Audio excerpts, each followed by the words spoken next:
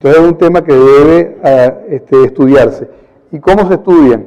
Se hacen unas pequeñas tortas de material, bien mezclados en laboratorio, se le somete con agua y se le da por roce directo, ¿verdad?, un movimiento durante un tiempo específico, se pesa antes la probeta, se pesa después, y si la pérdida de material supera un valor porcentual, entonces no funciona.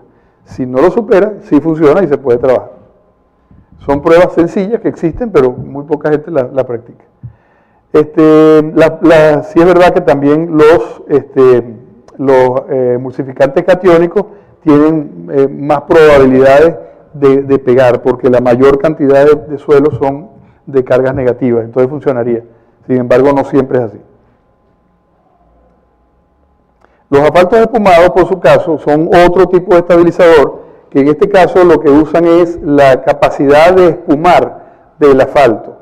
Lo que hay es que calentar asfalto entre 150 y 180 grados centígrados, se le adiciona agua a temperatura ambiente y ante el choque térmico el asfalto reacciona espumándose, aumenta su volumen hasta 600 veces.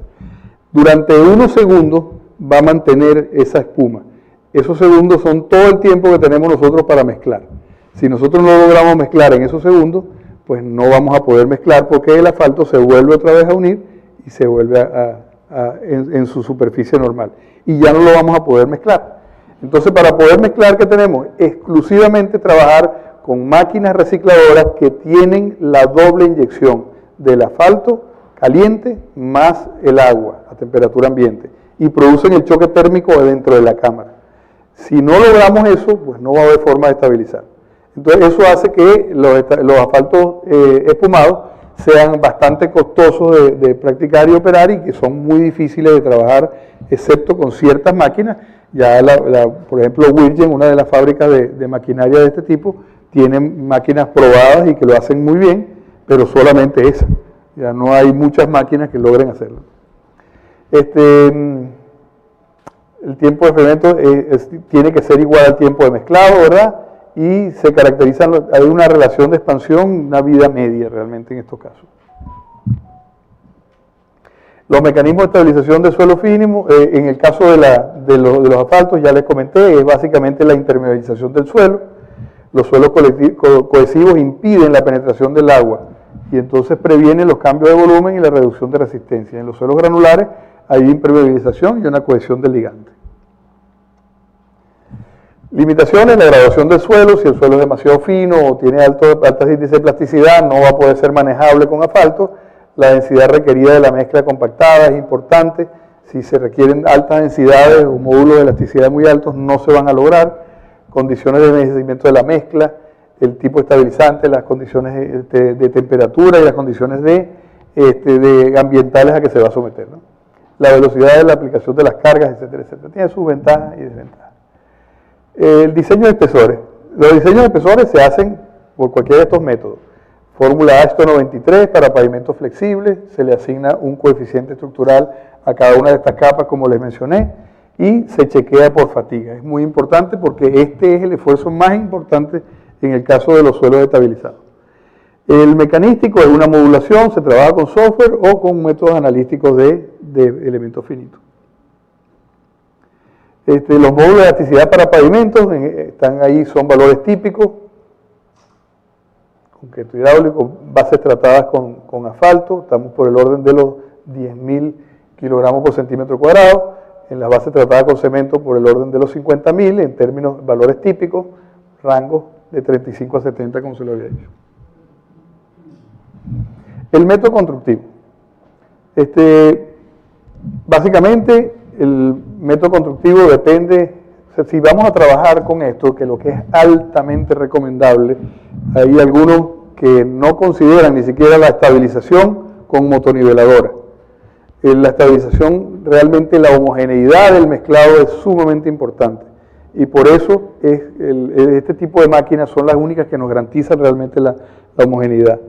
Hay muchísimos casos, y conozco, por ejemplo, en el caso de Chile, donde han hecho muchas obras con estabilización, ellos trabajan con motoniveladora, pero son por limitaciones, realmente es una máquina muy común. Y bueno, guardando las distancias. Algunos dicen que si se operan adecuadamente y se trabaja con un buen criterio, se pudiera alcanzar. Sin embargo, nunca va a ser la misma calidad.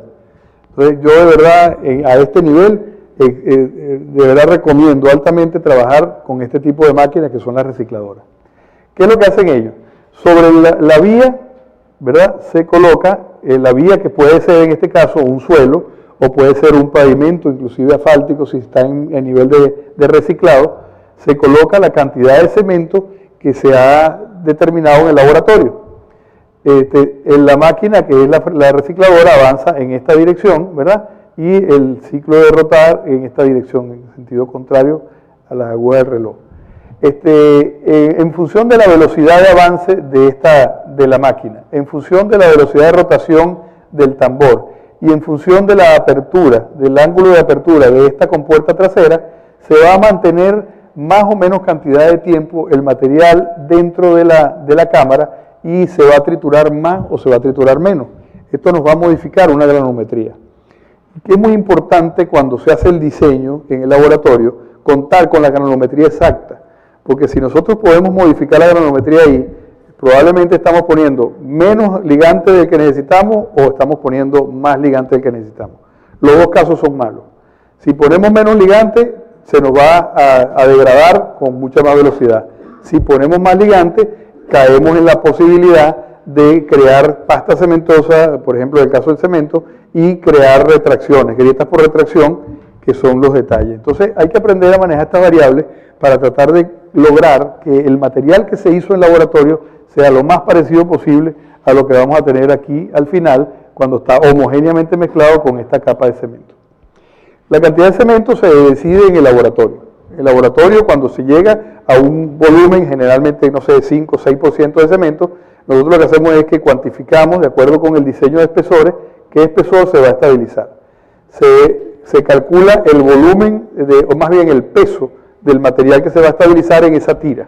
O sea, estamos hablando 20 centímetros, 2 metros 40 de ancho por cada pase de la recicladora, y en base a eso, por la longitud que se ha decidido, se calcula un volumen. Ese volumen tiene una densidad, esa densidad nos arroja un peso, por el porcentaje que se decidió en el laboratorio tenemos una cantidad de cemento y nosotros vamos a poner esa cantidad de cemento justo delante de la recicladora.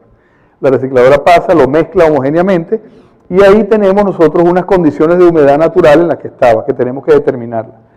Si nosotros tenemos una recicladora con capacidad de inyectar agua de una vez, se le pega sencillamente el cisterna lo va a dosificar ella en la cantidad necesaria para dosificar el agua que le falta para conseguir la humedad óptima. La humedad óptima es el nivel exacto que necesitamos nosotros para poder reacomodar las partículas suficientemente en el proceso de compactación, inmediatamente después hidratar el cemento y comenzar la reacción de fraguado. Esa es la cantidad que nosotros necesitamos. Y así es que se diseñan todas estas soluciones, ¿no? Entonces se coloca el cemento, ¿verdad? Este es el método más lógico que deberían utilizar. Se coloca el cemento con una esparcidora de cemento, ¿verdad? Aquí está la cisterna que está dosificando el agua, viene la recicladora, lo homogeniza y lo mezcla en el mismo pase. Si no, habría que pasar adicionalmente, ¿verdad? Y dosificar cuando se va a regar con cisternas que no están acopladas a la recicladora, habría que utilizar serpentines, no utilizar mangueras, o sea, tratar de controlar lo mejor posible la cantidad de agua. Aunque no es una ciencia exacta, no todo es exacto, pero deberíamos ser lo más preciso posible. En el proceso se homogeniza, después de que pasa la recicladora, viene un primer proceso de compactación, porque el material queda sumamente suelto, entonces hay un primer proceso de compactación, después viene la motorniveladora solamente afinando los niveles de rasante, después viene el proceso de compactación definitivo. De acuerdo con los espesores que se van a estabilizar, es una limitante importante, porque si nosotros vamos a compactar, estas máquinas pueden mezclar hasta 40 y 45 centímetros de espesor, pero la pregunta es ¿cómo lo compactamos? Nosotros no podemos compactar 45 centímetros, porque tendríamos que utilizar técnicas adicionales, patecabras, tendríamos que utilizar compactadoras súper pesadas, vibratorias, chequear el patrón de compactación, pero generalmente a 45 centímetros es muy difícil compactar. Y si no logramos que toda la capa esté densamente compactada, entonces vamos a tener una diferencia de densidades, lo que nos puede traer problemas a la larga, de durabilidad. Entonces, ¿qué es lo que se limitan generalmente los espesores? A la capacidad de compactación. Entonces, muy difícil conseguir un equipo de compactación que pueda ir por encima de los 24 o 25 centímetros. Se sugiere que se mantengan entre unos 10, que menos de 10 es difícil trabajar, y 20 centímetros. Esos son más o menos los espesores, sin embargo, hay que diseñar.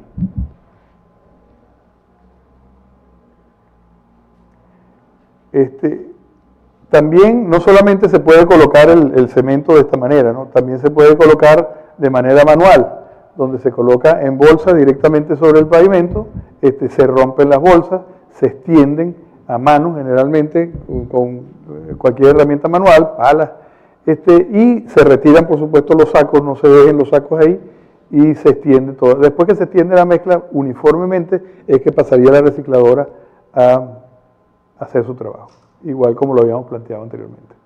Hay algunos que lo hacen con motoniveladora, pero hay que estar demasiado pendiente de la homogeneización.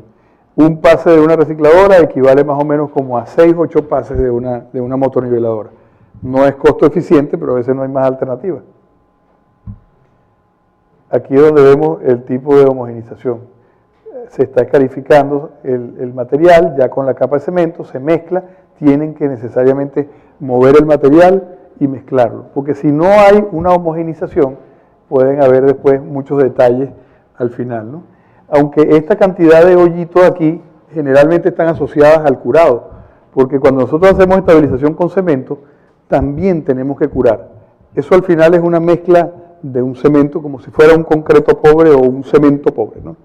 Y va a necesitar un calor de hidratación, va a necesitar de una cantidad de humedad. Si nosotros no le garantizamos que mantenga la humedad mientras en el proceso de fraguado, entonces va a perder resistencia, porque la relación agua-cemento es importante, sigue funcionando ahí igual.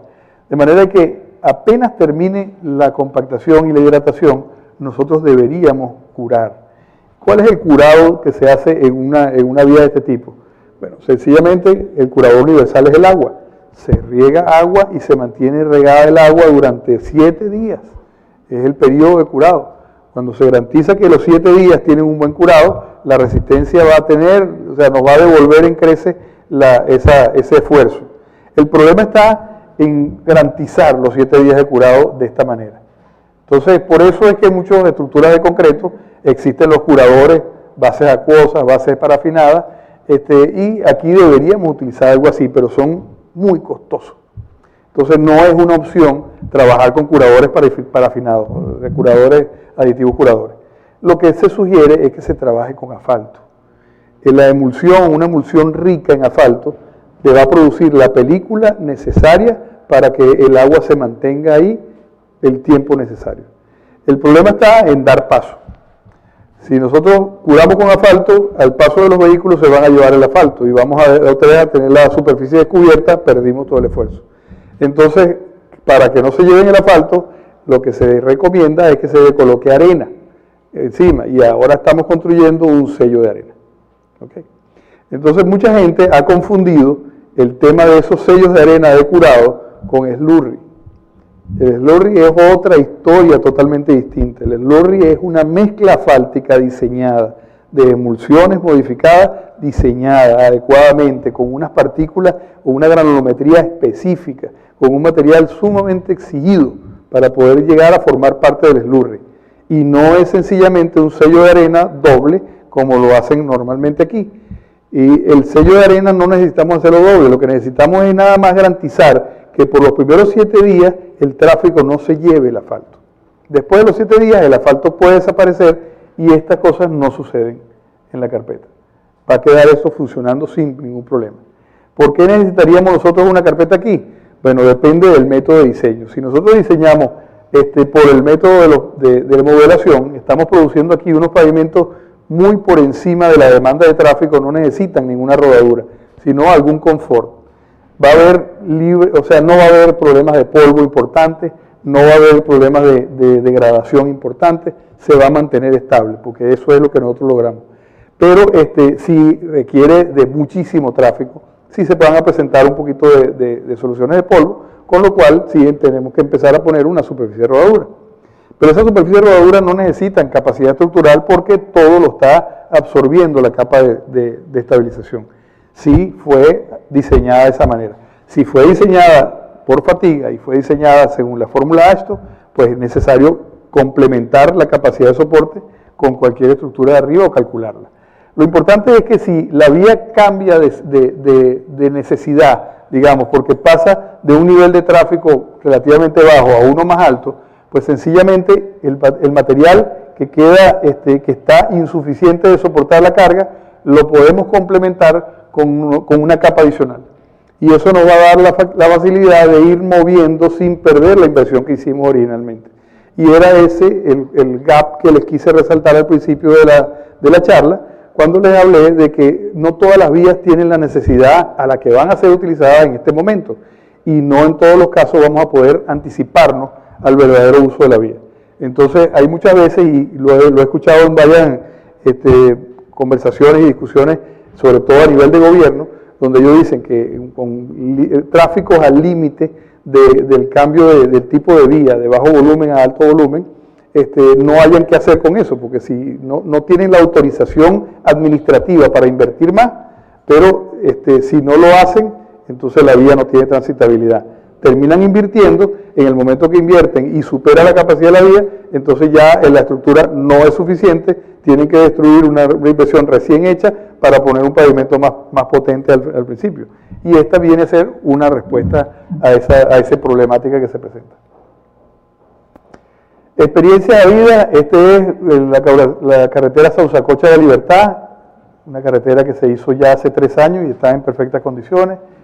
Y en este caso, esto fue una prueba que se hizo en la avenida Guardia Civil en Piura, donde, aunque ustedes no lo crean, esta vía de aquí es esta de aquí, en el mismo momento.